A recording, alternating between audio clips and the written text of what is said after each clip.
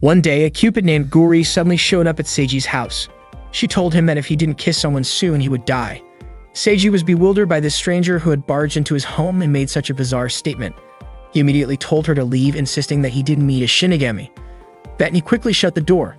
He wondered if that was some kind of door-to-door religious preaching or perhaps a new type of scam.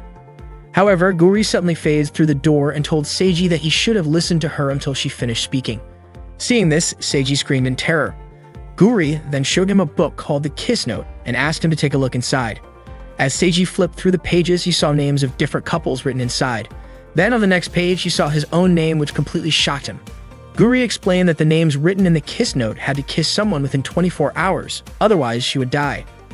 Seiji tried to kick Guri out of his house again, but she desperately begged him not to ignore her, explaining that if he didn't kiss someone, she would die. She started crying and asking Seiji if he didn't feel guilty for letting a helpless girl like her die just like that.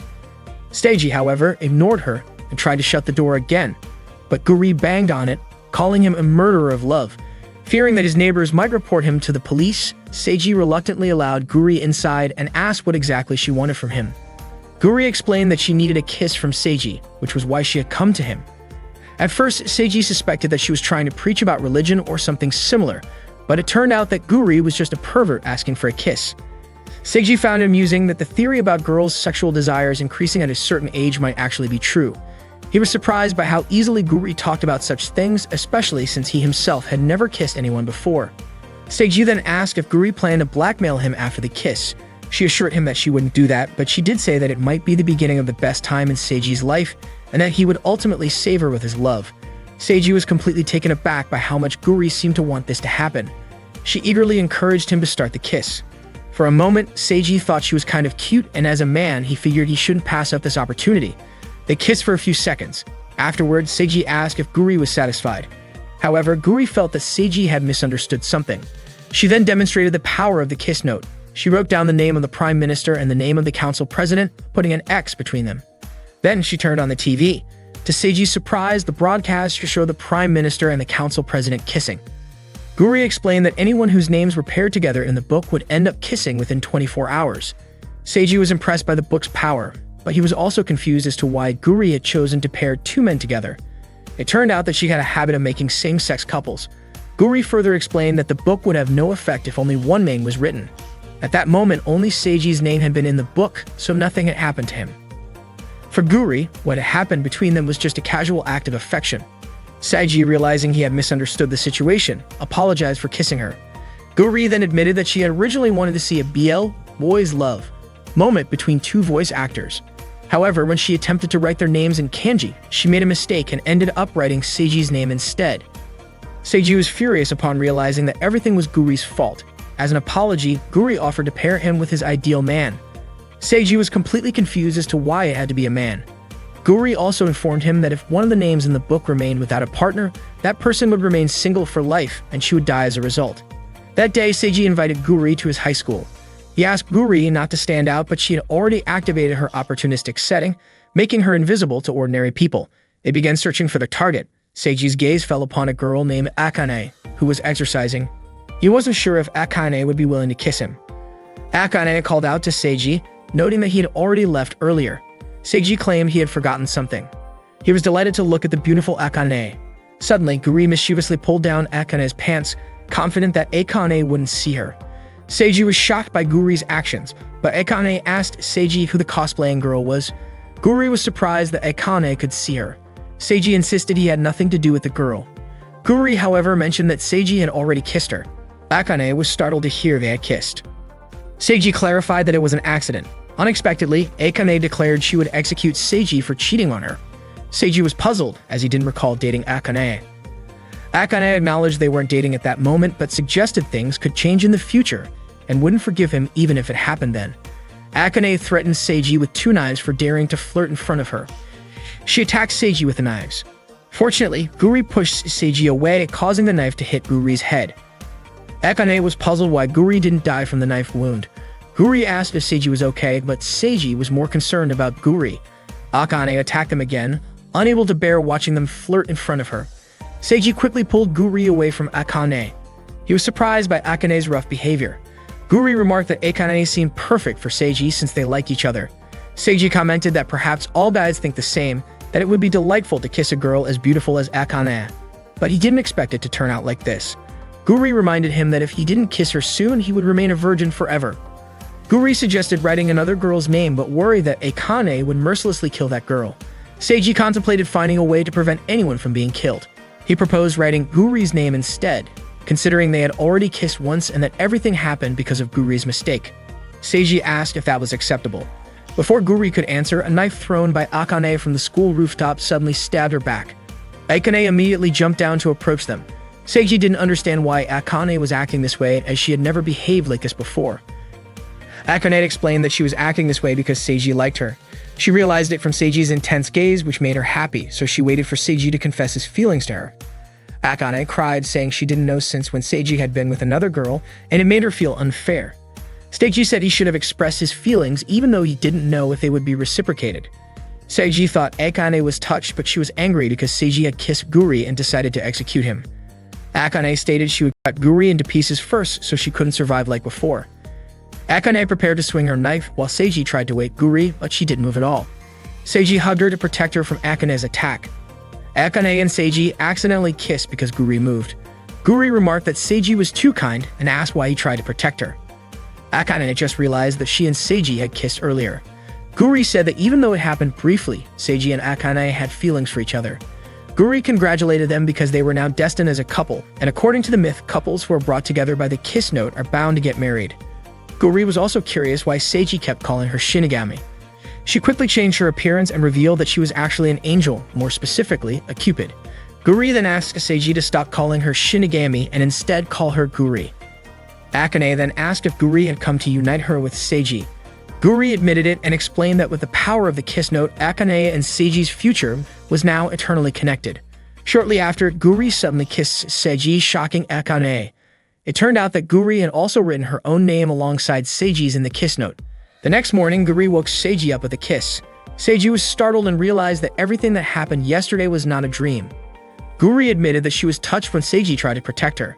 Even though she was an angel, she was actually quite clumsy, and she wanted to learn more about that feeling, whether it was truly love. Akane immediately started stabbing Seiji, forbidding him from cheating in front of her. Seiji was confused as to why he wasn't dying from Akane's stabbing.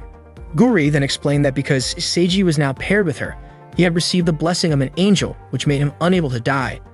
Guri then called it a love triangle, but Akane obviously refused to accept such a situation. While having a meal at Seiji's house, Guri was warmly welcomed by his family.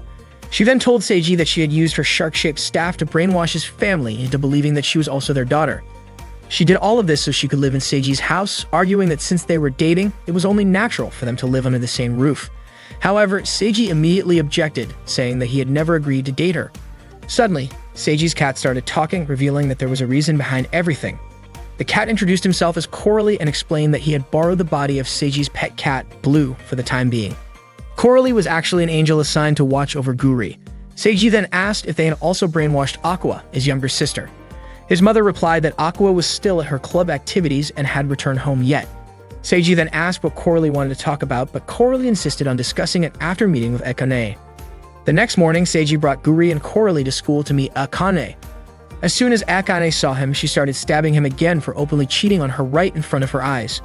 Coralie then urged them to start discussing something important about their future. Some students saw Seiji and Akane together and immediately assumed that they were dating. Coralie began explaining that it was extremely rare for an angel and a human to become a couple. Because of the angel's blessing, both Seiji and Akane had temporarily become angels, making them unable to die. However, as angels, they were required to work. If they refused, they would be sent to hell and lose their souls. This meant that if Guri didn't do her job as a Cupid, both Seiji and Akane would disappear along with their souls. Seiji was furious that Guri had dragged him into such a mess.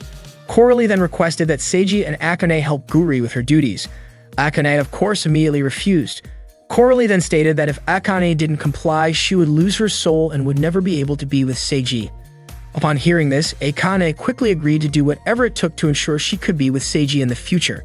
Seiji then asked what they needed to do to help Guri. Guri explained that all they had to do was write in a kiss note, just as she had explained the day before. Seiji, however, snatched the kiss note from her and insisted that Guri shouldn't randomly pair people up. He believed that they should think things through first because love was something truly important. Coralie agreed with Seiji, saying that unlike Guri, who always acted recklessly and had a habit of pairing up random people, especially creating gay couples just for fun, Seiji actually had a rational approach. Because of this, Coralie decided to entrust Seiji with the responsibility of helping Guri. It was time for Coralie to return to heaven. Before leaving, he told Seiji that aside from assisting Guri, he could still live his life as usual. Seiji and Guri were chatting together while Seiji was trying to avoid Akane because the atmosphere in the classroom had become terrifying. Suddenly, Guri kissed Seiji out of nowhere, causing him to immediately push her head away. He reminded her not to do such things without permission.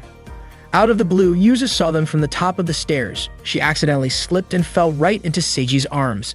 As he tried to catch her, Yuzu told him not to touch her. She believed Seiji was deceiving girls by pretending to be kind. She also accused him of cheating with another girl, despite already being in a relationship with Akane. Without hesitation, Yuzu grabbed the book and left. Seiji told Guri to take it back, but Guri couldn't move because she was too full. Seiji followed Yuzu to the rooftop, asking her to return the book because it was extremely important. He suspected that Yuzu had written something in it and began panicking, questioning what she had written. Yuzu warned him not to come any closer. Suddenly, the floor beneath Yuzu split apart and she started to fall. Fortunately, Seiji managed to save her, causing Yuzu to land on top of him. It turned out that Akane was the one responsible. She was furious and accused Seiji of cheating on her. In the midst of all the chaos, Guri played background music that matched the scene of the villain's appearance. Yuzu quickly got up and ran, but Akane immediately leaped off the rooftop in pursuit. Seiji, concerned that Akane might actually kill Yuzu, urged Guri to chase after them. As Akane lunged forward to stab Yuzu, her knife mysteriously broke in half, allowing Yuzu to escape. Akane was confused. Something seemed to be protecting Yuzu. Yuzu attempted to write her name in the book, but the writing kept disappearing. Guri then explained that only angels could write in it, meaning ordinary humans couldn't do so. She then asked what kind of protection Yuzu had that allowed her to withstand Akane's attack. Seiji reminded Guri to ask about the kiss note first, suspecting that Yuzu knew something about it. Yuzu had heard that the kiss note could make impossible love become reality. Yuzu fell silent when Guri asked if she had someone she wanted as a partner. Akane was shocked to learn that Yuzu had set her sights on Seiji. Furious, she leaped forward, ready to stab Yuzu, but Seiji shouted at Akane to stop. Akane froze in place, stunned. This was the first time Seiji had called her by her real name. Overjoyed, she immediately ran to him. Yuzu, however, claimed that Akane's feelings were fake and the result of manipulation from the kiss note. She accused Seiji of using the book to make Akane reciprocate his one-sided love. Yuzu then revealed that she loved Akane. Even though she knew her feelings were forbidden, she believed she was the one who should be dating Akane. Guri became ecstatic upon discovering the same gender love. Seiji had to accept that he wasn't the one Yuzu was interested in. He also admitted that Akane was truly incredible, considering how she could receive a direct love confession. Unexpectedly, Akane rejected Yuzu, revealing that they were actually sisters. Despite having different family names, they were still related by blood. Guri became even more excited, realizing this was a forbidden love involving both lesbianism and incest. Yuzu pleaded with Akane, calling her big sister, but Akane forbade her from using that term. Yuzu then asked if Akane was rejecting her because they were both women and also siblings. She insisted that Akane's love for Seiji was fake, a result of the kiss note's manipulation. Akane, however, declared that she loved Seiji regardless of the kiss note. Heartbroken, Yuzu questioned what would happen to her own feelings. Suddenly, Guri announced that she had written Yuzu's name in the kiss note. That meant Yuzu was now part of the couple. As an angel, Guri couldn't ignore a girl in love right in front of her. Upon hearing this, both Seiji and Akane scolded Guri. Yuzu then asked if this meant she could now date Akane. Seiji and Akane explained that all of them were now part of the same couple. Guri urged Yuzu to hurry up and kiss Akane. If she didn't want to, she could randomly choose someone among the three of them. Yuzu couldn't believe she finally had a chance to kiss Akane. Overjoyed, she ran toward her, aiming for a kiss. However, she tripped on a rock and accidentally ended up kissing Seiji instead. Witnessing this, Akane immediately prepared both of her knives. That morning, Yuzu's car was parked near Akane's house. She was targeting the trash disposed of by Akane's family. As soon as the trash was taken out, Yosef hurriedly ran to retrieve it. She was so delighted and told her driver, Teru, that she had succeeded again today. Teru suggested that Yuzu should stop rummaging through Akane's family trash every morning. Yuzu was ecstatic while holding a used tissue that Akane had used and sniffed it. The scent of Akane's favorite rose perfume still lingered on the tissue. To her, that tissue didn't belong in the trash, but rather in treasure box. It was time to go to school, but Yuzu hadn't seen Akane leave her house yet. Suddenly, Guri appeared inside Yuzu's car, holding a doll that resembled Akane. Yuzu asked why Guri was suddenly in her car. Guri approached her because she thought Yuzu seemed interesting. At home, Seiji asked his younger sister, Aqua, if she had met Guri yet. Aqua asked who Guri was and didn't understand what Seiji was talking about. Seiji touched Aqua's shoulder and requested that Aqua listen to him occasionally. However, Aqua instead slammed Seiji and threw him out of the house. Unexpectedly, Akane witnessed all of this and immediately brandished a knife toward Aqua. The knife nearly struck Aqua, but fortunately, Seiji quickly explained that Aqua was his younger sister. Akane apologized as she had mistaken Aqua for a girl trying to seduce Seiji. Akane then acted friendly and introduced herself as Seiji's future wife, but Aqua remained indifferent and walked away. That day in the student infirmary, Guri and Yuzu acted as love health officers, assisting students who wanted to consult about love. The first patient was Rintaro, who said he liked a girl named Hanaka. After hearing this, Guri suggested that Rintaro go directly to where Hanaka was. Rintaro was overjoyed and immediately went to find Hanaka. The love consultation practice conducted by Guri and Yuzu became the talk among students because those who came managed to find love after just one consultation. Seiji and Akane entered the student infirmary and asked what Guri was doing. Yuzu welcomed Akane and said that her goal aligned with Guri's. Yuzu explained that they used the extraordinary power of the Kiss Notebook. For example, they paired the person stalking Akane with a police officer, so Yuzu was helping the teachers by acting as a Cupid. Guri added that they only paired couples who had already fallen in love. However, to Seiji, it seemed like they were forcing people to fall in love. Guri was puzzled as Seiji, being her boyfriend, should be helping her duties as a Cupid, but he hadn't done anything yet. Seiji then said that he would also look for potential couples with Akane, and he confiscated the Kiss Notebook. Yuzu was puzzled by Seiji's behavior and even more puzzled as to why Akane likes such a cruel guy. Yuzu asked if Seiji had dragged Guri into this mess, but Guri admitted that she had asked to pair with Seiji. Yuzu then asked if Guri truly likes Seiji. Guri said she didn't even know because she had no experience with love. However, there was something about Seiji that caught her attention. According to Guri, Seiji was interesting and fun, and that's what made her love him. Yuzu asked why Guri became a Cupid. Guri said she had a lot of knowledge about it because she learned from manga, anime, and internet forums. According to Yuzu, love isn't something that should be understood but rather felt in the heart. Meanwhile, Seiji told Akane that he didn't expect Yuzu to misuse the Kiss Notebook as well. Akane felt happy when Seiji invited her. As they were walking together, Seiji accidentally bumped into Mary. He immediately apologized, but Mary said she was the one who was a bit lost in thought. It was unusual for Mary to daydream, so Akane suspected that Mary might be in love. Akane asked Mary to tell her if there was someone Mary liked or wanted to date because Akane might be able to pair them up, just like she and Seiji. Seiji whispered to Akane that she seemed to be pushing too hard. Meanwhile, Guri and Yuzu were reading the paper they had found earlier. It appeared to be some kind of love poem. According to Yuzu, the person who wrote it was probably experiencing unrequited love. Guri then suggested that they find this person and make their love come true. Yuzu was more than happy to help, and they really started working like Cupids. Suddenly, a man named Nagito entered the student infirmary and asked if a piece of paper had fallen in that room. Mr. Nagito quickly snatched the paper from Yuzu's hands. Yuzu then asked if he was the one who had written it. He then asked if Yuzu and Guri had read it, and Guri even stated that she and Yuzu had analyzed its content. Mr. Nagito felt embarrassed and said that a man writing something like that was disgusting. However, Yuzu thought it was a beautiful poem that resonated deeply in her heart. Guri then asked who the person Mr. Nagito was in love with was. Before he could answer, Seiji suddenly arrived and asked what kind of trouble Guri was causing this time, assuming that she was once again creating a mess. Guri and Yuzu said they had found a perfect match candidate. Seiji told Mr. Nagito that Mary was bringing the boxes into his room. Seeing Mary right in front of him, Mr. Nagito's face turned red. He looked so nervous that he ended up falling. Mary then told him to be firm and to stand up properly. She also instructed him to fix his messy appearance since, as a teacher, he should set a good example for his students. After Mary helped him tidy up, Mr. Nagito suddenly fell again. Yuzu immediately suspected that the person he was in love with was Mary. Seiji also guessed that the person Mary wanted to date was Mr. Nagito. They held a discussion about the situation, and Seiji concluded that Mr. Nagito was in love with Mary, but Mary did not want to date him, especially since they were a teacher and a student, making it an impossible situation. However, Guri argued that if a male-male couple was acceptable, then so was a teacher-student relationship.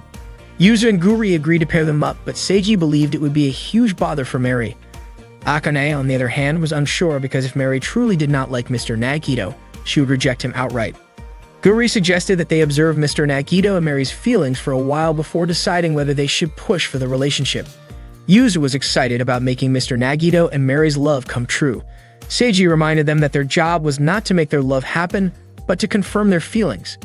At that moment, Yuzu and Guri brought Mr. Nagito to the audio-visual room and urged him to shout his feelings across the entire school. They wanted him to confess his love for Mary using the microphone. Overwhelmed, Mr. Nagito ran away because he could not do it. Seiji then went to see Mary and ask about Mr. Nagito. He knew it was none of his business, but things would only get more complicated if left alone. Mary teased him, saying that she suspected he had dumped Akane and was now confessing to her instead. However, she was only joking because she knew Akane would kill him if that were the case. At that moment, Mr. Nagito saw Seiji talking to Mary. Seiji explained that Yuzu and Guri were trying to figure out Mr. Nagito's feelings, but to stop them, he needed to confirm Mary's feelings and see whether she would accept or reject him. Mary firmly stated that it was impossible because love stories between teachers and students only happened in TV dramas, whereas her motto was to always act wisely. Hearing this, Seiji suggested that she reject him outright. Mary replied that she could not ignore him because his clumsiness reminded her of her younger brother. Seiji then concluded that Mary's feelings for Mr. Nagito were more like those of a mother toward her child. Mr. Nagito, who had been listening the whole time, clearly heard her statement. Previously, Mary accidentally read something written by Mr. Nagito and asked him if writing poems and lyrics was his hobby. Embarrassed, Mr. Nagito asked her to return the paper because he was about to throw it away. Mary thought it would be a waste to discard it since Mr. Nagito had put so much effort into writing it. She praised him for his incredible ability to create such beautiful sentences. Mr. Nagito then questioned whether it was strange for a man to write something so feminine. Instead of agreeing, Mary gently stroked his hair and told him it was impressive and not weird at all. Unexpectedly, Mary's gesture made Mr. Nagito fall in love with her, but he knew he had to suppress his feelings. Seiji approached Mr. Nagito and expressed concern that Guri and Yuzu might be up to something weird again. Mr. Nagito believed that Yuzu and Guri had given up due to their own helplessness. However, Seiji wasn't convinced since Yuzu and Guri never really thought things through and always caused trouble just for fun. Suddenly, Yuzu ran up to Mr. Nagito and informed him that Mary had been taken hostage in a robbery downtown. However, the whole situation was actually part of a staged performance orchestrated by Guri.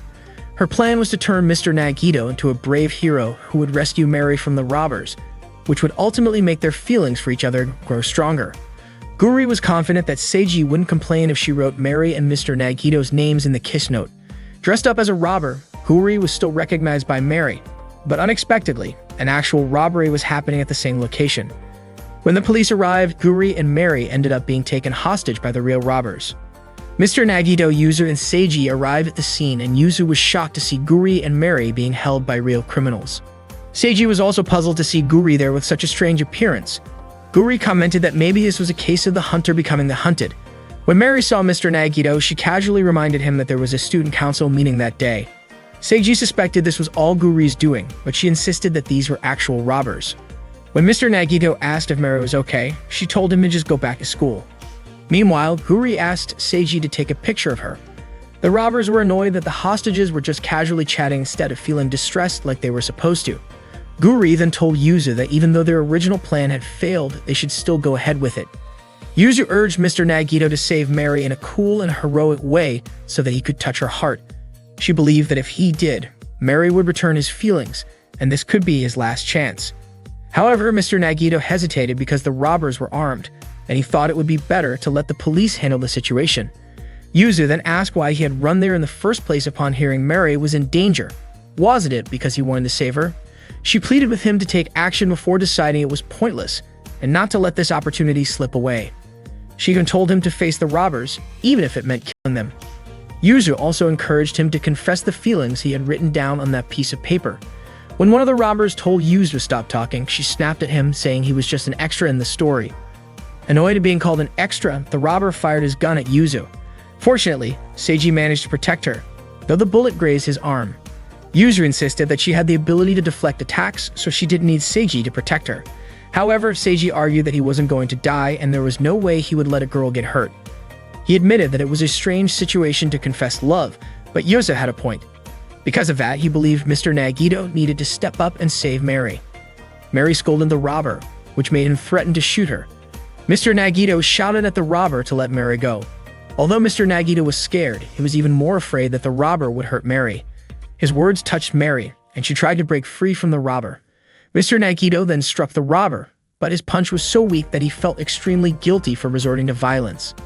Just as the robber was about to shoot Mr. Nagito, Akane suddenly rushed towards Seiji. Upon seeing that Seiji had been shot by the robber, she immediately kicked both robbers and stomped on their heads. She also managed to knock away the gun that the robber was trying to grab. Akane whispered to the robber that she was the only one allowed to hurt Seiji. Everyone who witnessed the scene felt chills run down their spines. Mr. Nagito then told Mary that although they were teacher and student, one day that status would disappear. What he wanted to say was that he no longer wanted to run away from his feelings. He admitted it might sound selfish, but when the time came, he hoped Mary would give him the chance to express his feelings. Mary responded that this was her intention from the start. She was certain that Mr. Nagito would confess his love once they were no longer teacher and student. However, Mary noted that Mr. Nagito often acted based on emotions, which worried her. She also said that when the time came, she wanted to hear a heartfelt poem from him, and she would wait for it. Seiji and the others were shocked to learn that Mary also had feelings for Mr. Nagito. Mary then reminded Seiji that he should probably stop Akane from torturing the two robbers. After everything was settled, Seiji asked Mary if she was sure about her decision to wait for Mr. Nagito, considering she had previously said she couldn't date him. Mary explained that her plan was to graduate from college and secure a high-paying job since a teacher's salary was low. She also clarified that she never said she didn't love Mr. Nagito. That's why she intended to win his heart gradually. Yuzu then asked Mary why she didn't write her name in the kiss note to make her love come true. Mary admitted that it was a good idea, but sometimes the process was more enjoyable than instantly making it happen. However, she was also surprised that she could hear Mr. Nagito's true feelings. To Seiji, Mary seemed like a little devil who was a master of strategy. Guri and the others knew about Mary and Mr. Nagito's feelings for each other, yet they didn't write them in the kiss note. Yuzu thanked Seiji for protecting her, but that didn't mean she accepted him as Akane's partner. Meanwhile, Akane came running towards Seiji as she was being chased by reporters who wanted to interview her. From a distance, Aqua saw her older brother surrounded by reporters and called him an idiot. When Aqua was a child, she cried in fear because she couldn't climb down from a tree. At that moment, Seiji came and told her to jump while he would catch her from below. That scene appeared in Aqua's dream last night. In the morning, her alarm clock rang and woke her up. Aqua immediately went to the bathroom to brush her teeth, but she was suddenly startled by Guri, who was completely naked after taking a morning shower. Aqua was understandably confused to see Guri in her house. Guri quickly assumed that the girl in front of her was Seiji's younger sister. She greeted Aqua and introduced herself as Seiji's girlfriend. Suddenly, Seiji entered the bathroom and asked if Aqua had heard Guri's voice. He was shocked to see Guri standing there naked. Guri explained that a divine light was covering her, so people wouldn't actually see anything on her body. Aqua asked Guri if she didn't mind considering that Seiji had another girlfriend. Guri asked if she was referring to Akane and even told Aqua that besides Akane, Seiji had yet another girlfriend. Seiji tried to explain, but Aqua was already annoyed and immediately brushed soap into Seiji's eyes before leaving. Guri then asked Seiji if Aqua hated him. Seiji was also confused because when they were kids, Aqua was cute and always clung to him. Not long after, Guri suddenly disappeared. At school, Seiji was still thinking about Guri. He was worried that she might do something to Aqua. Akane approached him and noticed that he seemed to be thinking about Guri, but Seiji denied it. That afternoon, Akane brought him a homemade lunch and invited him to eat together. Seiji was delighted to see the variety of food Akane had prepared. She was doing her best to be his future wife. When Seiji took a bite, he praised how delicious it was, which made Akane happy. Not long after, she asked what was going on with Guri. Seiji told her that he was worried Guri might do something to Aqua because Guri knew that Aqua hated him. He then asked if Akane and Yuzu were getting along, but Akane apologized and said she didn't want to talk about it. After school, Aqua walked home alone. She hadn't been feeling well since the morning, so she just wanted to rest once she got home. Suddenly, Yuzu approached her and greeted her. Apparently, Guri had told Yuzu about Aqua, and it made her laugh. Yuzu commented that Seiji deserved to be hated by his own little sister. Guri introduced Yuzu to Aqua and mentioned that Yuzu was also Seiji's girlfriend. Aqua was shocked to hear that. Yuzu explained that it was out of her control. Yuzu was sure that Aqua knew a lot about Seiji's bad behavior. She asked Aqua to tell her everything, hoping that it might help Akane realize the truth. Yuzu was convinced that Seiji was a pervert, lazy, and rude at home.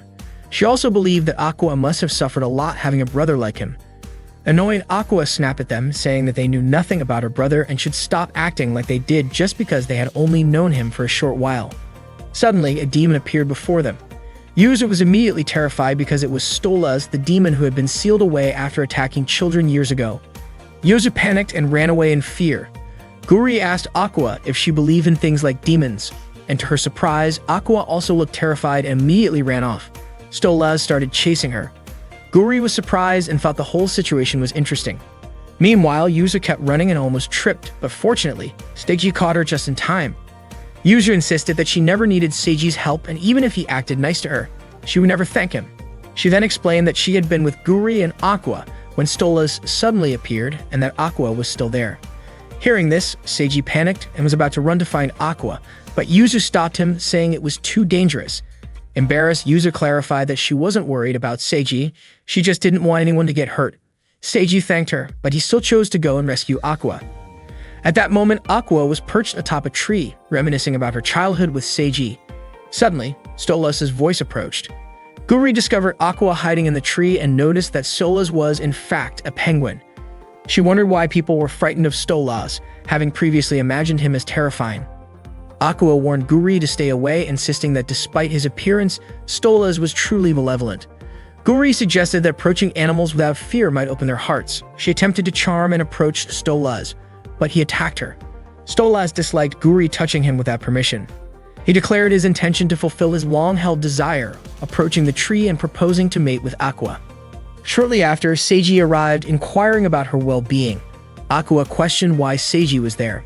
He explained that he became concerned upon hearing of Stolas' appearance, knowing Stolas always pursued Aqua, and he intended to rescue her.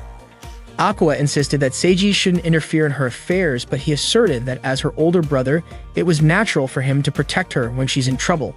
When Stolas leaped onto the tree, Seiji promptly urged Aqua to jump toward him so he could catch her, just like when they were children. After successfully rescuing Aqua, riot police surrounded Stolas. They then returned home with Seiji still carrying Aqua. He expressed his happiness that she was safe, mentioning it had been a while since he last carried her and noting she had become heavier. Hearing this, Aqua immediately struck him. Seiji commented that Aqua hadn't changed despite growing up, but Aqua believed it was Seiji who had changed. Seiji claimed he hadn't changed as he had always been her older brother. Guri remarked that she had suspected Aqua loved Seiji, but Aqua denied it, accusing Seiji of being a scoundrel who constantly switched girlfriends. Aqua then choked Seiji before running off. Seiji was puzzled, thinking Aqua had returned her old self. Guri described Aqua as a mysterious creature. Guri suddenly asked if Seiji would go on a date with her that weekend. Over the weekend, Seiji accompanied Guri to a bookstore. Guri wanted to purchase the masterpiece manga Only the Matilda, which had previously been discontinued. The manga's final volume release included a signing session, and she obtained the author's autograph. Unexpectedly, many couples were present at the event. Just as Guri intended to inspect them, Seiji restrained and tied her up. Guri felt like Seiji's pet as they walked with her bound by a leash. Noticing other couples holding hands, Guri held Seiji's hand to appear as a romantic pair. She suggested they enjoy themselves that day since they were on a date. Filled with excitement, Guri ran swiftly, pulling Seiji along and exhausting him. Seiji observed a couple being affectionate on a park bench, contemplating that this was how an ideal couple should be. In contrast, Guri identified an ideal couple when she saw two men holding hands. Just as Guri attempted to write their names in the book, Seiji stopped her. Suddenly, they witnessed a woman approaching the couple on the bench, angrily questioning why the man was with another woman when he had claimed to be busy with work. The man denied knowing the woman, who was puzzled since he had given her a necklace on her birthday. It turned out the necklace was identical to the one the woman on the bench had. Shortly after, numerous women approached, all claiming to be the man's girlfriends. Guri was furious, calling the man a scoundrel for dating multiple women simultaneously. For some reason, Seiji felt as though Guri was insinuating something about him. Suddenly, the man argued that all the women were satisfied just dating him and that they were all happy, so he thought it was even. The woman on the bench slapped him, calling him cruel. When the man attempted to retaliate, Seiji intervened, questioning how he could hit a woman like that, and urged him to apologize to all the women he had dated. Unexpectedly, the girl on the bench hit Seiji so hard that both he and the other guy fell to the ground. The girl turned out to be quite strong, and she immediately ordered the guy to kneel and apologize to her. All of the guy's girlfriends ganged up on him, beating him up while Seiji tried to escape from the chaos. By accident, a candle fell toward the kiss notebook lying on the ground. Guri approached Seiji and told him that he was too kind to others, but that was exactly what made her attracted to him. She then suddenly kissed him. After the women were satisfied with beating up the guy, they left him there without a second thought. Witnessing everything that had happened, Seiji started to understand what it really meant to be in a relationship. According to Guri, love had to be balanced on both sides because not all people who were together were truly happy couples. Perhaps that was why Cupids existed, to help love bloom between partners. They were both shocked when they saw smoke rising from the kiss note, which had been completely burned. That night, Seiji and Guri told Coralie about what had happened to the kiss note. Coralie had no idea what would happen after the book was burned and was even surprised that an angel had lost her working tool. Seiji then wondered if all the couples written in the book had been annulled. Guri was confident that they could handle it, but Seiji didn't believe her. Coralie admitted that there were many things he was worried about, so he decided to return to heaven for the time being. Seiji couldn't help but wonder what would happen next.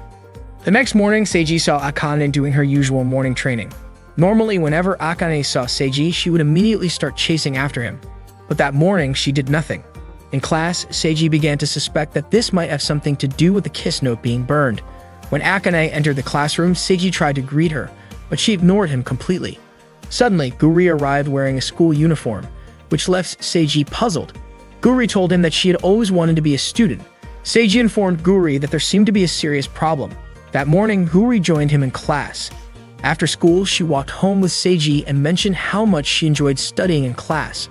However, Seiji pointed out that all she did was sleep during the lesson. Out of nowhere, Yuzu blocked their way, saying that she had already heard about Akane ignoring Seiji. She was absolutely thrilled about it, especially since the rumor had spread all over the school. Yuzu was curious about what Seiji had done to make Akane hate him. Seiji suspected that it had something to do with the kiss note burning, which likely annulled all the relationships written in it. Upon hearing this, Yuzu was furious because that meant her relationship with Akane had been erased. Guri tried to reassure her that everything would be fine, but Seiji didn't believe her. He also declared that Guri was no longer his girlfriend. Suddenly, a girl named Taira appeared and greeted Guri. Guri introduced Taira as another Cupid. She then asked Taira what she was doing there. Taira had already heard that Guri had lost her angelic tool. She also claimed that all the couples would be fine and insisted that nothing would change. To prove her point, she took Seiji along to confirm it. They observed a criminal couple and a police officer breaking up, but then the officer chased after the criminal and kissed him right away. That day, they checked on all the couples Guri had written in the kiss note, most of whom were male-male pairs. Surprisingly, all the relationships seemed to be doing just fine. Seiji finally realized that the kiss note burning had no effect at all. Taira explained that the kiss note indeed forced people to become a couple, but its function was merely to create opportunities. Even if its effects disappeared, the love that had already formed wouldn't just break apart so easily. Seiji was surprised by how simple it all turned out to be. Taira asked Seiji to believe in the power of love. She explained that when Guri lost her kiss note, she could no longer do her job, so Taira gave her one of her own gadgets. It turned out that Taira had decided to quit being a Cupid because she was about to start a new chapter in her life as a housewife.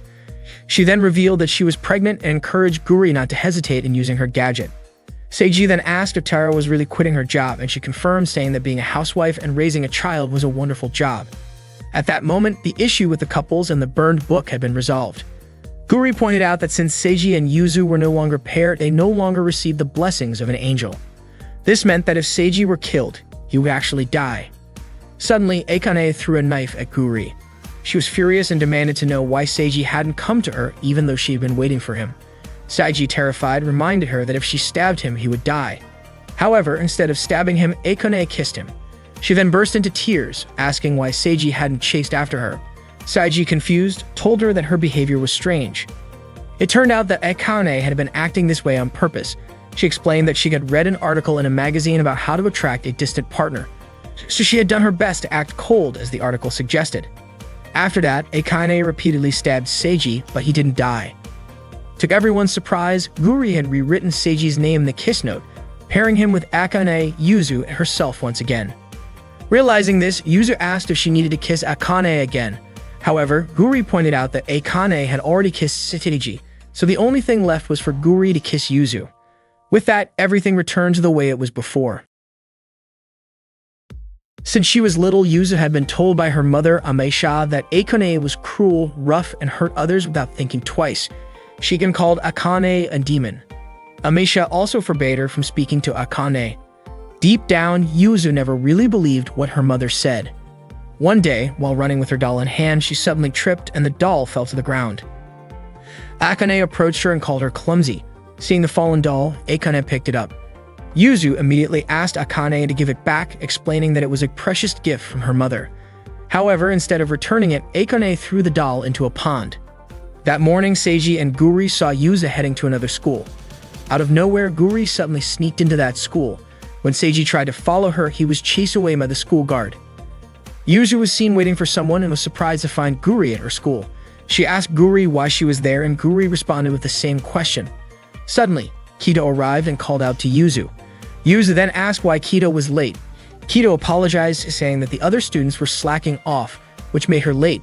It turned out that Kido was Yuzu's replacement at that school.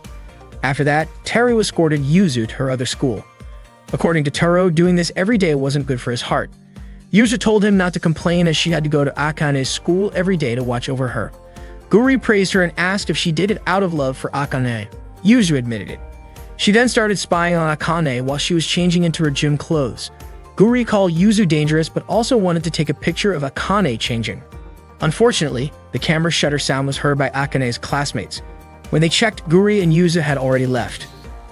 Yuzu scolded Guri, saying that because of her, she could no longer use that hiding spot to spy on Akane.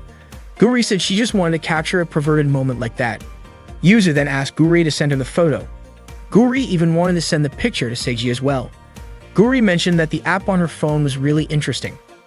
One fun feature was the compatibility barometer, which showed how well two people matched. It was more like a fortune-telling compatibility test. Guri decided to test it on a random male and female student. By simply taking their photos, they could immediately see the results. The male student got a B, while the female student got an E. Guri explained that a B was an average score, while an E was considered lower than an insect.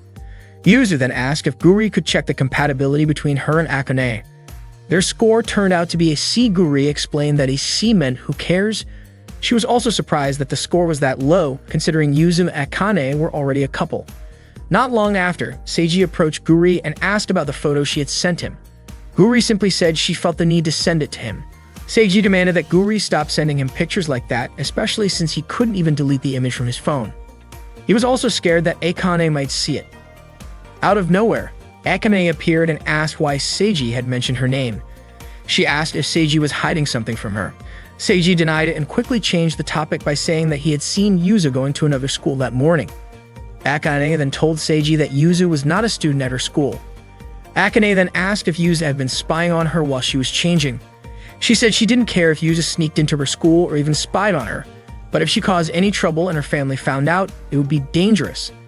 Akane ordered Yuzu to go back to her actual school, warning that if she didn't, she would be the one facing the consequences. Yuzu insisted that she was there to protect Akane, but Akane told her that Seiji would be the one to do that, so she would be fine. When Guri checked the compatibility between Seiji and Akane, she was utterly shocked. The score was absurd and downright terrifying. Akane's feelings for Seiji were overwhelmingly intense. Upon hearing this, Yuzu became saddened and immediately ran away. According to Seiji, Akane was being too overprotective toward Yuzu, but Akane insisted that she was doing it for her own good. Meanwhile, Yuzu kept running in the rain, crying over why Akane liked someone like Seiji when the love she gave was so much greater than his. Yuzu remembered when she was a child, Akane caught her just as she was about to jump into a pool to retrieve a doll that Akane had thrown in. Akane told her that jumping into the pool was dangerous because there were piranhas inside. Akane then asked why Shikimi was bullying Yuzu, and Shikimi apologized to Yuzu. That was the moment when Akane and Yuzu first met. After that, Akane and Shikimi quickly left. Yuzu felt like she should thank Akane, but there was something else she wanted to say even more. She ended up shouting that she loved Akane. Akane turned around and called her a strange child. Yuzu had never felt anything like that before, and she was sure it had to be love.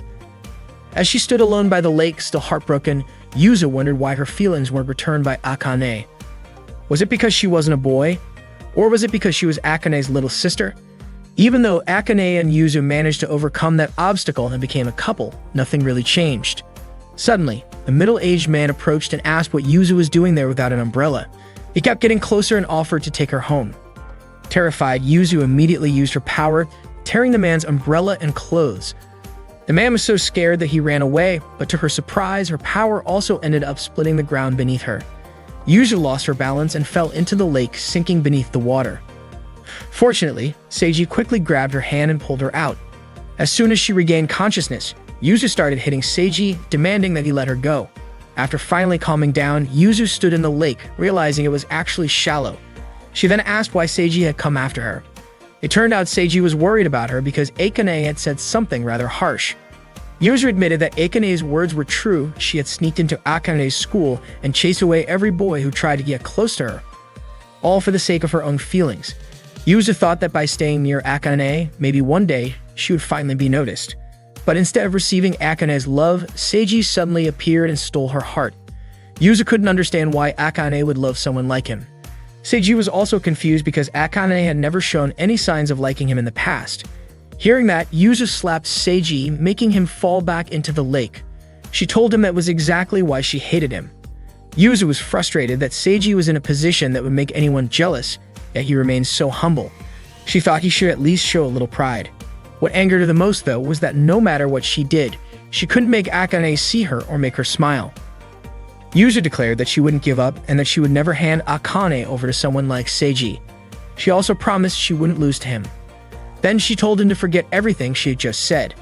But to her surprise, Seiji reassured her that there was nothing to worry about, even calling her strong. In his opinion, someone who could get back up after recognizing their weaknesses was someone strong and admirable. Yuzu was baffled. Why was he complimenting the very person who had just declared war on him? Suddenly, Akane appeared, bringing an umbrella. Yuzu was thrilled that Akane had come all the way there to bring her one, but it turned out Akane had only done it because Seiji asked her to. Akane then helped Seiji out of the lake and held the umbrella over him. Yuzu declared once again that she loved Akane, even if Akane was annoyed by her, rejected her, or even hated her. No matter what, she would always protect Akane. Akane simply told her to do whatever she wanted. Hearing that, Yuzu felt a little happy. She also thanked Seiji for what he had said earlier.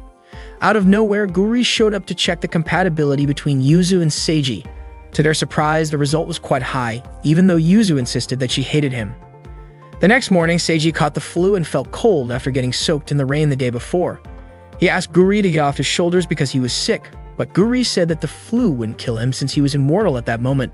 Seiji mentioned that they needed to find the next potential couple because he didn't want to make Coralie angry. Suddenly, a girl named Shikimi approached them and asked if they were experts in matchmaking.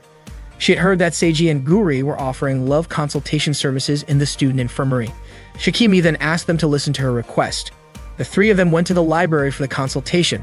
Shikimi explained that there was someone she liked and she couldn't get them out of her mind. She was certain that Guri and Seiji could help her turn that person into her partner. Guri assured her that as long as there were no major mistakes, Shikimi could be with that person and was even guaranteed to marry them. She also revealed that she was an angel. Guri explained that if Shikimi entered her name and the name of the person she liked into Guri's phone, it would become a couple. Unfortunately, Shikimi didn't know the person's name, but she had been able to forget them since the first time she saw them. Guri understood the feeling and got excited about pairing Shikimi with her crush. When Guri was about to contact Yuzu and Akane, Shikimi said she felt embarrassed talking about it since it was her first time experiencing such emotions, so she wanted to keep it a secret. Seiji then said that he and Guri would look for the person in question and would contact Yuzu and Akane if necessary. Before leaving, Seiji invited Shikimi to meet again after school. Shikimi handed Guri a manga that had fallen, and it turned out that they both liked the same author.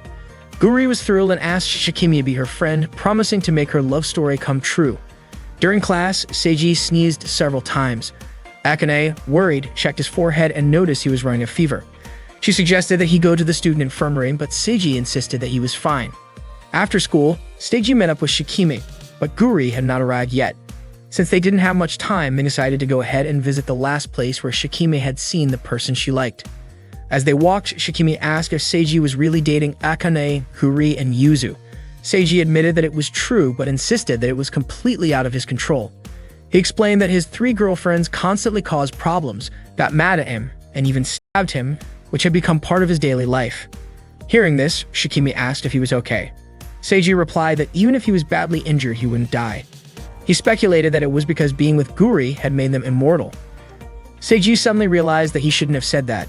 Shikimi smiled, unsure if it was a good or bad thing, but she found it quite interesting. Seiji appreciated how Shikimi listened to him without mocking him and genuinely seemed to understand his feelings. To him, she truly seemed like a good person. Meanwhile, Guri arrived at their meeting spot but didn't see anyone. She recalled that Shikimi had asked her to bring her recommended BL books. When Guri reached for her phone to call, she realized it was missing. Shikimi led Seiji to a secluded area. Seiji started doubting whether anyone was really there, even wondering if the person Shikimi liked was a ghost. Gathering his courage, he asked what the person she liked was like. Shikimi described them as being about Seiji's height, having the same hair as Seiji, and having an average-looking face. Seiji accidentally stepped on something sticky, causing him to become trapped. Shikimi then smiled and revealed that the person she liked was Seiji himself. Meanwhile, Akane learned from Guri that Seiji had gone off with another girl. Yuzu urged Guri to call him, but Guri had lost her love phone. Akane grew even angrier, remembering how she had told Seiji to go home quickly so his flu wouldn't get worse. Hearing this, Yuzu speculated that Seiji might have gotten sick from being in the rain the previous day. Akane suspected that the girl had intentionally taken Seiji away so she could take care of him herself. Enraged, she immediately ran off to destroy that girl. Seiji, feeling trapped, couldn't understand why Shikimi was doing this to him. Shikimi then removed her clothes, saying that pretending to be a simple, innocent girl was fun, but she felt restricted. She also expressed that she was becoming more interested in Seiji and couldn't resist any longer. Shikimi questioned why a guy like Seiji, who had no potential, could be with Akane. Seiji tried to break free, but Shikimi immediately stabbed him, forbidding him from moving.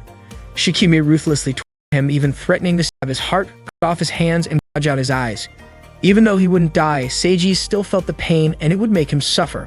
Shikimi asked what she had to do to become like Seiji and the others. Meanwhile, Guri and the others were running to find Seiji's whereabouts. Yuzu asked Guri who the girl with Seiji was. Guri tried to remember and mentioned the name Shikimi. According to Guri, Shikimi was a very nice person and had a lot in common with her. Akane was shocked to hear this. At that moment, Seiji continued to be tortured by Shikimi. Seiji's painful cries truly aroused Shikimi, and she was about to kiss Seiji. At that moment, Seiji was being held captive by Shikimi in a deserted, empty building. There, Shikimi mercilessly tortured Seiji, deliberately inflicting pleasurable pain as her special service. Shikimi wanted Seiji to tell her what attracted him to Akane. Seiji then asked who Shikimi really was. Suddenly, Akane arrived and broke through the wall, stating that Shikimi was her cousin. Seeing Akane's arrival, Seiji quickly clarified that there was no misunderstanding between them. Akane immediately swung a knife towards Shikimi. Seeing Akane so enraged, Shikimi became excited, calling her cute. Akane scolded Shikimi for always being interested in others' precious belongings and trying to steal them. Akane repeatedly threw knives at Shikimi, but Shikimi managed to dodge them. Shikimi remarked whether Akane had forgotten that stealing others' possessions was her job. Shikimi caught one of the knives Akane threw at her, expressing surprise at the number of knives Akane had and suspecting Akane had a strong fondness for them. Akane threw a small knife that managed to graze Shikimi's palm, telling her to be quiet. Oddly, instead of feeling pain, Shikimi felt pleasure from being wounded by Akane. Shikimi immediately retaliated by ensnaring Akane. Shikimi felt that Akane seemed to be weakening, as usually Akane could easily avoid her snares and injure Shikimi. Shikimi tore Akane's clothes and squeezed her chest, praising Akane's ample bosom. Shikimi expressed a desire to torture Akane, but refrained, not wanting to damage Akane's body. However, upon learning that Akane's body was immortal, Shikimi realized she could torture her as she pleased. Akane called Shikimi perverted, and Shikimi admitted to being extremely so. Shikimi said that Akane looked truly adorable when angry.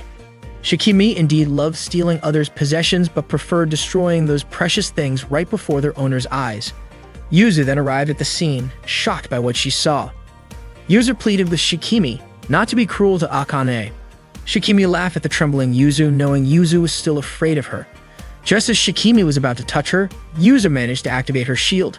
Shikimi noted that Yuzu had become better at controlling her abilities and stronger, while someone she had hoped for had become weaker.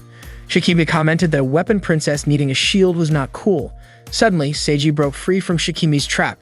Shikimi turned to ensnare Seiji again, but Akane forbade it, threatening to kill Shikimi if she harmed Seiji. Seiji wondered why Shikimi and Akane hurt each other when they were cousins. Shikimi asked if Seiji didn't know anything despite dating Akane and Yuzu. Shikimi laughed, intending to tell Seiji something, but Akane forbade it, not wanting Seiji to hate her if he found out looking pitiful. Shikimi was annoyed seeing Akane express herself like an ordinary girl, not like the Akane she knew, calling her disgusting and ugly because, in her opinion, a feminine Akane was not cute at all.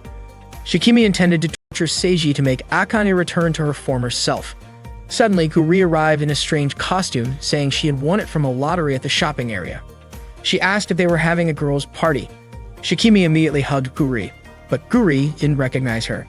Shikimi quickly put on her wig, and Guri then realized who she was. Shikimi claimed to be an expert in disguise. Shikimi apologized to Guri for leaving earlier because she wanted to surprise her two cousins, Akane and Yuzu. Guri then learned about this. Shikimi showed the love phone and was about to ask something. Seiji wanted to tell Guri not to talk to Shikimi, but Shikimi immediately restrained Seiji and covered his mouth. Additionally, she also covered Akane and Yuzu's mouths. Shikimi claimed that she had found the love phone when Guri dropped it, but in reality, she had stolen it. Shikimi asked how to create a couple using the love phone. Guri explained that the phone would not work unless an angel wrote in it. Shikimi then returned the phone to Guri, and Guri asked if Shikimi already knew the identity of the man she liked. Shikimi revealed that she liked Seiji, but she also loved Akane and Yuzu, so she wanted to be part of the couple that Guri had created. Seiji tried to scream, but it was useless because the restraint around his mouth was too tight. He was extremely worried that Shikimi would tell Guri this and that Guri would immediately accept her request. Shikimi pleaded with Guri to add her name to the couple alongside Seiji and the others, but Guri outright refused. According to her, Shikimi did not possess love. Shikimi insisted that she loved Seiji, Akane, and Yuzu. She then asked what love truly was. Guri admitted that she did not fully understand it, but the love that Akane and Yuzu had felt warm, while Shikimi's felt empty. Shikimi turned around and was about to restrain Guri when suddenly her phone rang. She quickly answered it. It was Akane's mother calling to ask about Akane, but Shikimi claimed that she had not seen her. Shikimi informed the others that she had been ordered to return home and that she would join them again next time to steal Seiji and everything belonging to Akane and Yuzu. She then approached Akane and told her that she was Shikimi's favorite toy. After that, she kissed Yuzu and told her to become even stronger. Shikimi then left them all behind. Guri quickly helped free everyone from Shikimi's restraints. Akane approached Seiji to ask if he was okay. Seiji replied that he was feeling a little dizzy. Akane then placed his head on her lap and apologized for involving him. Seiji admitted that it was a little scary, but he was sure Akane had her reasons. Akane thanked Guri for rejecting Shikimi's request. Suddenly, Guri announced that she had to record this moment because it was so rare for Akane to be nice to her. Just as Akane was about to say something, Seiji suddenly stopped moving. Guri immediately checked on him and realized that Seiji was not breathing. At that moment, Seiji's spirit was in heaven. He did not expect to find himself in a foggy place with a soft and shimmering atmosphere. He was also confused as to why there was an angel ring above his head. He wondered if he had actually died. Suddenly, Coralie appeared and told him that he was indeed dead. Seiji was shocked to see Coralie's true form. Coralie quickly transformed into a cat. Seiji asked Coralie what was happening since he had just been with Guri and the others. Wasn't he supposed to be immortal? Coralie was about to explain but said that he needed to take Seiji to the god's chamber first. Seiji entered a room that resembled a living room. He was curious about who the god really was. Suddenly, the god fell from the ceiling. Seiji asked if that old man was actually a god. The god immediately hugged Seiji and asked him to call him father. It turned out that the god was Guri's father. Meanwhile, Akane was crying and begging for Seiji to wake up. Yuzu suspected that Seiji's fever had gotten worse and blamed herself. Akane, on the other hand, planned to commit suicide so she could follow Seiji. Suddenly, Guri suggested that they try something. Akane agreed and was willing to do anything to bring Seiji back to life. Guri proposed that they give Seiji a kiss, like the one used to wake up a sleeping princess. Akane immediately kissed Seiji, but even after a while, he did not come back to life.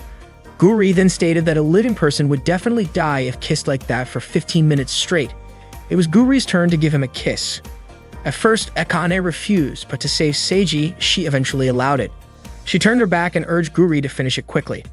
However, just as Guri was about to kiss Seiji, Akane suddenly stabbed her in the head. Meanwhile, the god displayed a video of Guri, commenting on how serious her expression was, and then he started kissing the television. Seiji couldn't believe that someone like that was actually a god, let alone Guri's father. Taira arrived, bringing drinks for Seiji and the god. The god requested sake, but Taira scolded him and insisted he drink what she had brought. Coralie then reminded Taira to be more respectful when speaking to the god. Seiji found the place to be incredible, yet he did not feel nervous at all. He then asked if, since the god was Guri's father, Guri also had a mother. Coralie questioned why Seiji would ask that, but Tara answered saying that Guri's mother left because the god was unfaithful. The god, however, argued that he wasn't cheating, he simply loved everyone. Taira explained that there was a reason Seiji was brought there. The god wanted to speak with him directly and therefore had to have him die first. The god then asked Seiji what he would do if he were told that Guri would become the next god. Seiji replied that for the sake of all humanity, that should never happen. The god explained that being a god must be passed down through generations. Before Guri could become a god, there was something important she needed to have. The god wanted Seiji's help in teaching Guri about love, as love was the most crucial element needed to become a god. That was why he employed Guri as a Cupid, but she ended up spending most of her time playing around instead. The god stated that something had changed ever since Guri met Seiji. As her father, he would be happy if Guri had the opportunity to grow, even if it was alongside an ordinary human. At that time, Guri still didn't understand love, but the god asked Seiji to take care of his daughter. Coralie warned the god not to bow before a human, but Tara took a picture of him doing so. Suddenly, a man appeared, calling the god troublesome. He claimed that the god was foolish for expecting his daughter to become a god by learning from a human. Seiji asked who he was, and the man introduced himself as the Demon King. The Demon King then asked if Seiji was Guri's boyfriend, saying that Seiji was nothing special and must be overwhelmed by everything happening. He tried to persuade Seiji to reject the god's request, suggesting that he must want a peaceful life.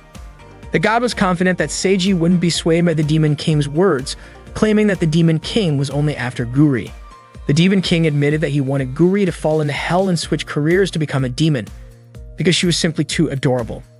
In his opinion, cunning and captivating girls were extremely popular in hell, and if Guri held power there, the number of new demons would increase significantly. He argued that Guri was better suited to freely doing evil rather than becoming an angel. The god was furious, insisting that Guri shone brightly and that she was an angel. He warned that he would get angry if the Demon King kept talking that way. A fight then broke out between the god and the Demon King. Seiji suddenly voiced his opinion, saying that he felt Guri wouldn't want to do either of those things because she would likely get bored after just one day. According to him, Guri's life priority was always doing whatever she wanted, and she was not the type to listen to others. He then apologized for his rude remark, but the god admitted that Seiji was right. He had even forgotten that Guri had such a free-spirited nature. The Demon King stated that his plan didn't necessarily have to happen immediately. The god, on the other hand, expressed his happiness that a kind human like Seiji was genuinely looking out for Guri. Seiji's time in heaven had come to an end. The god warned that if he stayed too long, he wouldn't be able to return. He apologized for summoning Seiji so suddenly, explaining that he had really wanted to meet him. His Seiji was Guri's first love. As a god and a father, of course, he was curious about the kind of person who became Guri's first love. God assured Seiji that he didn't need to worry because neither he nor the Demon King would interfere with him directly. He also advised Seiji to enjoy his youth with the girls as much as he wanted, but warned him not to do anything perverted. Meanwhile, Akane was chasing after Guri simply because Guri had tried to kiss Seiji to save him. Akane continued to pursue Guri while throwing knives at her, but Guri just laughed because it seemed like Akane had gone back to being her usual self. Earlier, Akane had seemed gloomy due to the incident with Shikimi. Moreover, Akane thanking Guri was not something she would normally do. Yuzu tried to remind them not to fight because it was not the right time for it. She then looked at Seiji, who was lying motionless. She thought that waking someone up with a kiss only happened in fairy tales, but if that was what it took to bring Seiji back, she had to give it a try.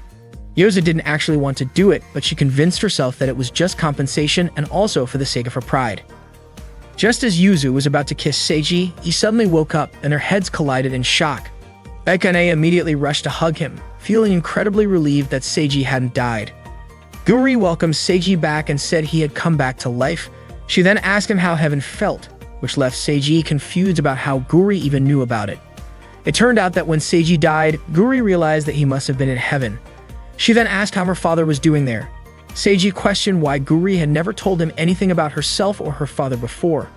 Guri explained that she had absolutely no interest in anything related to heaven, as it would have been too boring to talk about. Akane scolded Guri, saying that the kiss earlier had been pointless. Guri responded by saying that Seiji had returned safely, and that Akane was back to normal, meaning the problem was solved. Seiji then wondered if he could actually teach Guri about love. That day, Seiji asked Aqua about her summer vacation plans. Aqua said she would be busy with her club activities.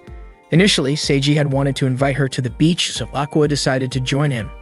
However, it turned out that they were going together with Guri, Akane, and Yuzu as well. They all took the train together, looking cheerful, though Aqua seemed slightly indifferent. When they arrived at the beach, the sky was bright and clear, and the girls changed into their swimsuits. Unfortunately, Guri was just playing a game under the umbrella. Seeing this, Seiji asked why she seemed so unenthusiastic. Guri said that she hated hot places, and besides, water and sand were dangerous for her game console. Seiji called her a homebody. Not long after, Akane approached Seiji and asked what he thought of her swimsuit. Seiji complimented her, and Akane was happy to hear it. Seiji kept staring at Akane's exposed chest. Seeing this, Yuzu called him a pervert for looking at Akane with such a lustful gaze and immediately poked his eyes. However, Akane admitted that she had bought that swimsuit just so Seiji would look at her. Seiji then turned his attention to Yuzu and told her she looked cute, but Yuzu poked his eyes again. She was annoyed and assumed Seiji must have said the same thing to every girl wearing a swimsuit. Akane invited Aqua to swim together since Seiji had told her that Aqua loved swimming. However, Aqua indifferently said she wanted to swim alone. Seiji found it odd considering it was Akane who had suggested going to the beach in the first place. Akane told Seiji not to worry about it, saying she would not give up on getting closer to Aqua, because in the future Aqua would surely become her little sister. Seiji and Akane played together at the beach, while Yuzu looked scared and was wearing a flotation device. Seeing Yuzu hesitate to go into the water, Seiji asked if she did not actually like the beach. Yuzu admitted that she could not swim. Seiji reassured her, saying she would be fine since she had a flotation device. Yuzu gathered her courage and, trembling, took a step into the water. Akane called out to Aqua, but Aqua immediately turned her face away. Meanwhile, a police officer was applying sunscreen to his gay partner's body, and the sight of it made Guri happy. Seiji was confused as to why Guri was not playing at the beach and asked her what she wanted to eat. Guri said she wanted shaved ice, grilled squid, pork, corn, shellfish skewers, a hot dog, and roasted sweet potatoes. Suddenly, a volleyball rolled near Guri, and two girls asked her to throw it back. Guri assumed they were lesbians and immediately threw the ball, but it ended up hitting Akane's chest and bounced back hard toward her. Akane then challenged Guri to a match. Guri accepted the challenge and quickly changed outfits. Meanwhile, Seiji was waiting in line to buy shaved ice. To his surprise, the vendor turned out to be Shikimi. Shikimi apologized for what happened before, but Seiji could not forget the cruel torture she had put him through. Shikimi pointed out that the wounds on Seiji's hands had already healed and admitted that she really wanted to save his heart. Naturally, Seiji stopped her. Shikimi then unbuttoned her shirt and said she wanted to thank Seiji with her body. Seiji quickly pushed her away and told her that a woman should not offer her body to a man so easily. Shikimi called Seiji boring, saying his sense of pride was too high for a virgin. She wondered why Akane even liked such a boring guy and claimed that Akane was not as fun as she used to be. Shikimi then talked about how, when Akane was a child, she never got angry or laughed. She used to look adorable as she stared people with her cold stare, as that was how she was raised by her mother. Shikimi then asked Seiji if he wanted to know more about Akane's family. At that moment, Akane and Guri were playing a volleyball match, going all out with such intensity that they sent people flying around them. Yuzu protected herself with the barrier she had and shouted, warning them that their match was dangerous. Aqua saw the whirlwind from the sea and could not believe how fierce Akane was. She recalled the first time Akane introduced herself as Seiji's future wife. To Aqua, it was ridiculous, and she thought Seiji had terrible taste. Not long after, she felt something swim past her at high speed, but she could not even tell what it was. It turned out to be Stolas. Just as Stolas was about to approach Aqua, a volleyball hit him. Akane rushed over to help Aqua and brought her to the shore. Yuzu asked what had happened to Aqua since her clothes were torn. Soon after, Stolas appeared, causing Yuzu and Aqua to tremble in fear. Akane declared that she would not allow Stolas to lay a finger on her future sister-in-law. Stolas and Akane prepared for battle. Meanwhile, Shikimi was talking to Seiji about Akane's family. She explained that the Kichogasaki family, which Yuzu belonged to, acted as a shield, while the Hiyama family, Akane's lineage, was a weapon. Shikimi came from a branch family responsible for supporting the main families. Seiji asked if Akane's and Yuzu's families were rivals. Shikimi clarified that their families, specifically their mothers, had a terrible relationship. Just as Shikimi was about to explain more about Akane's and Yuzu's father, Seiji interrupted her, asking her to stop. He was sure that learning about it without Akane's and Yuzu's knowledge would hurt them, so he preferred to hear the story from them directly. Shikimi had no problem with that, but she hinted that by the time that happened, it might already be too late. She wanted to have fun with Akane, and for that reason she wanted Akane to become stronger. Otherwise, Yuzu's family would destroy her. Back at the battle, Akane sustained a few injuries while fighting Stolas. Guri felt that Akane was in a tight spot. Stolas mocked Akane, calling her a pathetic girl. However, Akane declared that she would not lose over such minor wounds. Guri wished Seiji were there to help Akane. Aqua and Yuzu begged Akane to stop, but Akane had already promised to protect Aqua. In an instant, Stolas slashed Akane's body with his fin again, telling her that she was weak and incapable of protecting anyone. Hearing that, Akane remembered Shikimi saying that she was growing weaker. Stolas prepared to finish the fight and leaped toward Akane. But just in time, Akane caught him and slammed him into the ground. When Stolas attempted another leap, Guri threw a tennis racket at Akane.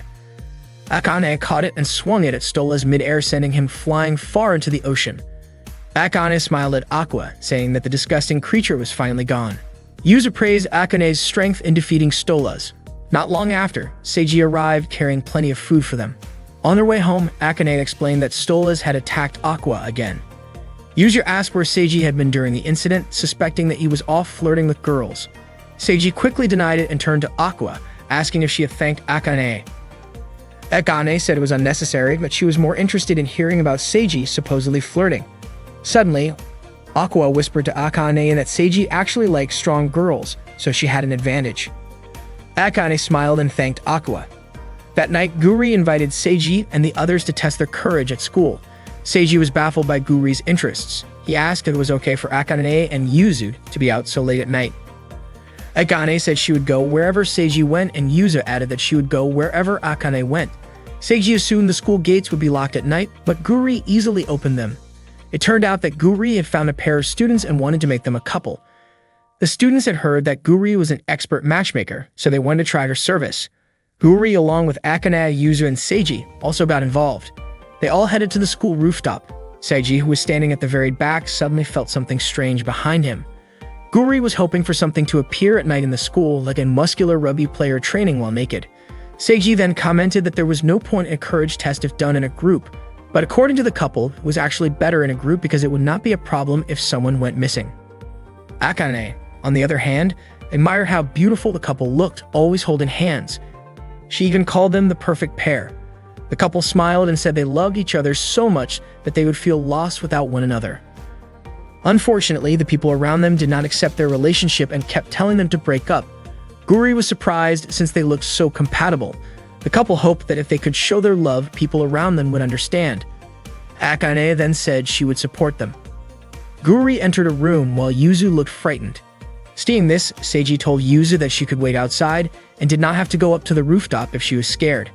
However, Yuzu insisted she was not scared and that she would be fine as long as Akane was with her, even if the place was on fire, filled with water, or haunted by ghosts. Suddenly, Yuzu saw a ghost and screamed in fear. She told Seiji, but he could not see it. Akane suspected that Yuzu must have been seeing things. When Guri came out of the room, she commented on how their numbers had suddenly increased. When Seiji and Yuzu turned around, they both screamed in terror. They all ran as fast as they could while the ghost of a woman kept chasing them. When they reached the music room, Guri heard the sound of a piano playing and saw a painting moving its eyeballs. They ran again as more ghosts appeared, including a ghostly woman with a wide mouth chasing after them. They rushed up the stairs, but it felt like the staircase never ended. Many types of ghosts began to appear, but Guri was busy taking pictures of them. When a doll ghost appeared, Akane immediately sliced its head off. They quickly hid inside the sewing room. Akane and Guri were thrilled, enjoying the courage test. Seiji was confused as to why Akane was not afraid.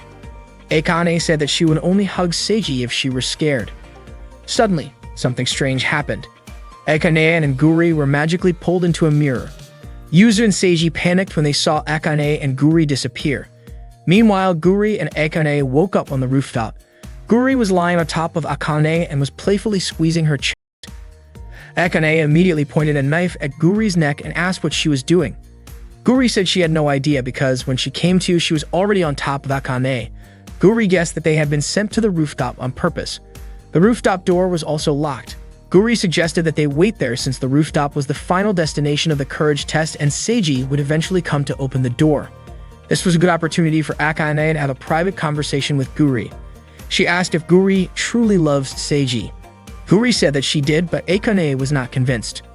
Akane pointed out that Guri had saved her even though she was her rival, and she felt that Guri was always playing tricks on Seiji. Akane told Guri that if she was only playing around with her friends, she should stay away from Seiji because it was troublesome.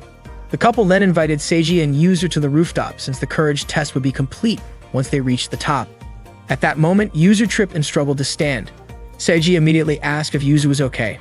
Yuzu replied that she was fine and she had only slipped a little. Seiji crouched down ready to carry her on his back. He acknowledged that even though Yuzu was scared, she had tried her best and he was sure that Akane and Guri were fine. Yuzu told Seiji not to tease her, but her legs could no longer support her weight. In the end, she had no choice but to let Seiji carry her so they could meet Akane on the rooftop. The couple mentioned that Seiji and Yuzu were a close pair. Yusuke hit Seiji on the head and said that she would never fall in love with him because Seiji belonged to Akane. Seiji then wondered why the ghosts had not appeared again. The couple was certain that Guri and Akane were distracting them. Hearing that, Seiji became curious about who those two really were, and the answer was behind the rooftop door. When he opened the door, Seiji saw Guri and Akane enthusiastically taking down the ghosts that were attacking them. According to Akane, those ghosts were actually weak. The ghosts were surprised that instead of being scared, Guri and Akane fought them without hesitation, even though all they wanted was to scare them a little. The couple cheered in excitement as they reached the rooftop. They thanked everyone because, at that moment, they could finally pass on peacefully. Seiji and Yuzu were shocked to hear that. In reality, the other ghosts did not want to let the couple move on happily. They wanted them to stay at the school. Guri explained that the couple were ghosts who had met and started dating, but the others did not accept them. The ghosts had promised that if the couple managed to reach the rooftop, they would be allowed to pass on. Guri then decided to make the ghost couple official with her love phone. Seiji had suspected from the start that something was off, and Yuzu only then realized that they had been helping a ghost couple all along. Guri hoped that they would remain a couple forever. The ghost couple floated away and thanked everyone before disappearing. Guri remained silent as she watched Akane hug Seiji. She recalled their earlier conversation on the rooftop. At that time, Guri had asked what love was and whether being together was not enough. Akane had replied that love was when happiness and sadness both cause pain in the chest. Akane then looked annoyed and questioned why Seiji was carrying Yuzu. She asked if Yuzu was a flirt and if Seiji was cheating on her. Seiji denied it and tried to explain, but before he could, Akane immediately stabbed him with a knife. Guri was still thinking about what Akane had said, that love is when you feel pain in your chest during both happy and sad moments. When Seiji and Coralie went to Guri's room, they were shocked to see Guri pointing a knife at herself. Seiji immediately grabbed the knife away and asked what was going on. Guri explained that she was curious about what that pain in the chest felt like. She had heard about it a lot in anime and manga, so she thought she would try it on herself. Hearing that, Seiji did not know whether she truly did not understand or if she just refused to understand. He firmly told her never to do that again. Guri insisted that she would not die, but even so, Seiji did not want her to hurt herself because it would make those around her sad. Seiji's mother brought out Aqua's yukata for Guri to wear. Guri wanted to wear a yukata for the festival, so she asked Seiji's mother to find one for her. She also wanted Seiji to wear a yukata, but Seiji said he was not going to the festival. Guri was frustrated and could not understand why Seiji refused to go. She begged him to come because she wanted to eat the snacks from the stalls and enjoy the fireworks. She had even made a schedule for it. Seiji told Guri not to decide things on her own, but his mother encouraged him to go to the festival with her, especially since he had nothing else planned. Seiji had no choice but to agree. That afternoon, Yuzu and Akane came to Seiji's house. Akane wanted to invite Seiji to the aquarium, while Yuzu refused to let Akane be alone with him, so she insisted on coming along. Akane was surprised to see Guri at Seiji's house. Seiji said he already had plans and ended up inviting Akane and Yuzu to join them. Yuzu then invited Guri to come along, but Guri refused. Seiji asked her not to be upset and to come with them, but she still refused, calling him stingy. Seiji had no idea why she was acting that way. Meanwhile, Akane questioned why Guri was even at Seiji's house. That day, Guri went to the bookstore alone, thinking it would not be a problem to go without Seiji. She reached for a book by Matildan, which was placed too high for her to grab. As she was struggling, a handsome man suddenly took the book and handed it to her. He had intentionally gotten it for Guri. She immediately asked if he liked men. The man replied that he preferred girls like her. He admitted that he had been interested in her ever since she walked into the bookstore. He then invited Guri to have tea with him. Guri thought his words were a bit cliché and wondered if there were still girls who fell for such lines. However, since she was sure Seiji would not be going anywhere with her later, she accepted his invitation. They spent time together playing claw machines and shooting games. After that, they had dinner at a restaurant. Guri was really happy and thanked the man for keeping her company. He told her that he also had fun. Guri even called him a god for appreciating her hobbies, treating her to her favorite foods, and being kind, unlike Seiji, her boyfriend. The man was surprised to learn that she already had a boyfriend. Guri admitted that even though everyone said she and Seiji did not act like a couple, she was starting to feel unsure about what love really was. She was not entirely sure what it meant to love someone, so she had been thinking about it. To be more specific, Guri and Seiji were dating even though she was unsure if she loved him or not. After all, there had been some pressure when they became a couple. According to Guri, Seiji gets angry easily, always complains, and never wants to go to the places she wants to visit. She also thinks he's very cold. The man understood that Guri and Seiji were arguing at that moment, which meant he had chosen the perfect time to talk to Guri. He told her that he would pamper her that day as a substitute for her boyfriend, and he was willing to accompany her to the places she wanted to visit. That evening, Guri invited the man to a festival. She made her shopping bags disappear and changed her outfit into a yukata. Seeing this, the man praised her for her impressive abilities, but Guri pointed out that he did not seem too surprised by them. If Seiji were there, he would have reacted differently, likely scolding her for using her powers in a crowded place. Guri decided to forget about Seiji for the day and refused to think about him any longer. The man took her hand, led her to buy some snacks, and play games together. He even gave her a ring. He then asked if he was going too far, considering she already had a boyfriend. Guri assured him that it was fine. She then asked if they looked like a couple. The man replied that they certainly did, especially since they were walking around the festival together. However, he did not mind if other people saw them that way. As the fireworks display was about to begin, the crowded atmosphere made the man suggest finding a better spot. He took Guri to a quieter place where they could enjoy the fireworks more peacefully. Guri was happy watching the fireworks in the sky when suddenly, the man remarked that he felt she did not truly like her boyfriend. He even suggested that she might not fully understand her own feelings. The man then asked what she thought about their date. Guri admitted that he was handsome, fun to be around, and respectful of her opinions. In her eyes, he was the complete opposite of Seiji. The man immediately pulled Guri into an embrace and said that he was a much better match for her. As they were about to kiss, Guri suddenly thought of Seiji. Without hesitation, she poked the man's eyes, causing him pain. Guri quickly apologized, saying she did not know why, but she just could not go through with it. She admitted that he was genuinely kind and even better than Seiji in many ways, but when it came to having fun, holding hands, and kissing, she still preferred Seiji. She thanked the man for everything he had done for her and returned the ring he had given her. Guri immediately ran off to find Seiji. Suddenly, she bumped into him. Seiji scolded her for running in the middle of the crowd. Shocked, Guri asked what he was doing there. Seiji retorted that she was the one who wanted to go to the festival, so he did not want to hear her whining. He even wore a yukata, just as she wanted. Seiji was surprised that she had gone to the festival alone just because she wanted to go so badly. Guri then kissed Seiji, catching him off guard. Guri told Seiji that she did not hate him and apologized for saying selfish things earlier. She also realized that whenever she wanted to go to a festival or anywhere else, she wanted to go with Seiji. Seiji was puzzled and suspected something was off with Guri. He asked if she had eaten something weird. Instead of answering directly, Guri blurted out that Seiji was not handsome, got angry quickly, was stubborn, oblivious, and overall boring, but she would never hate him. Seiji was confused, unsure whether Guri was insulting or complimenting him. He could not figure out what had happened to her. Just then, Akane and Yuzu approached them. Akane asked why Guri was there. Guri replied that she did not quite understand the pain she was referring to, but she believed she had made her choice. Seiji and Yuzu were both taken aback by Guri's words. Without warning, Akane pulled out a knife ready to aim it at Guri. Seeing this, Seiji and Yuzu tried to stop her. Meanwhile, the Demon King arrived to awaken the man who had dated Guri. The man didn't know why, but his eyes hurt, so he quickly ran away. It turned out that the man had been influenced by the Demon King to approach Guri. The Demon King was surprised that Guri was more challenging than he had thought, even though he had chosen a handsome and sincere man, just Guri's type. Coralie arrived, suspecting it was the Demon King's doing, especially since God had said the Demon King wouldn't interfere. The Demon King claimed he hadn't interfered directly. Besides, he didn't want Guri to hate him.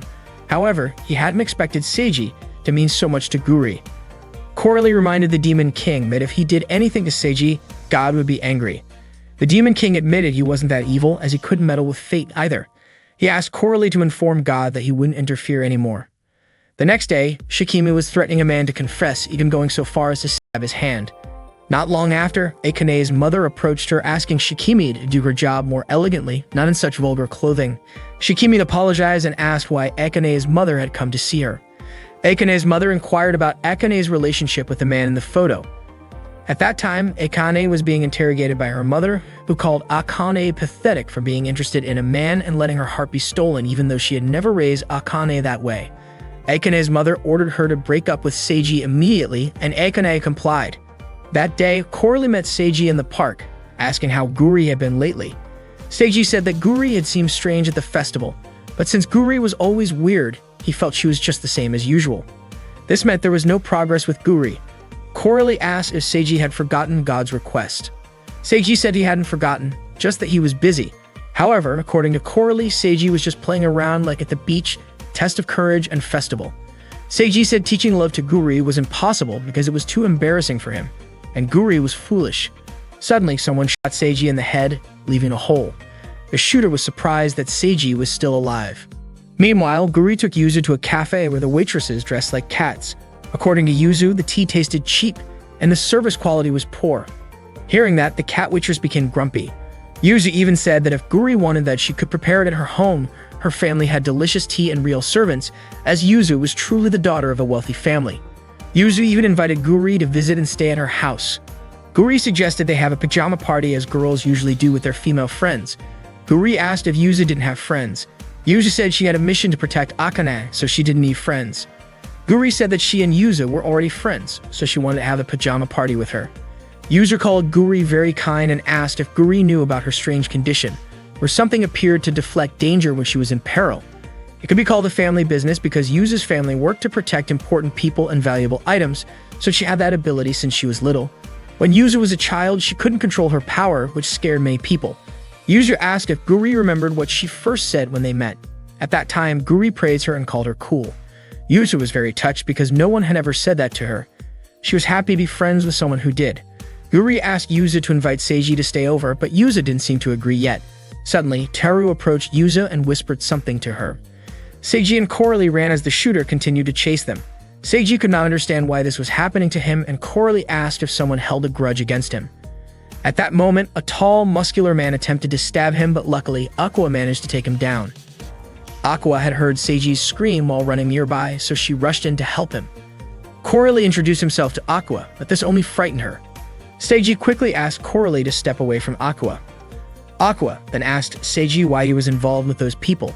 Seiji did not even understand who they were.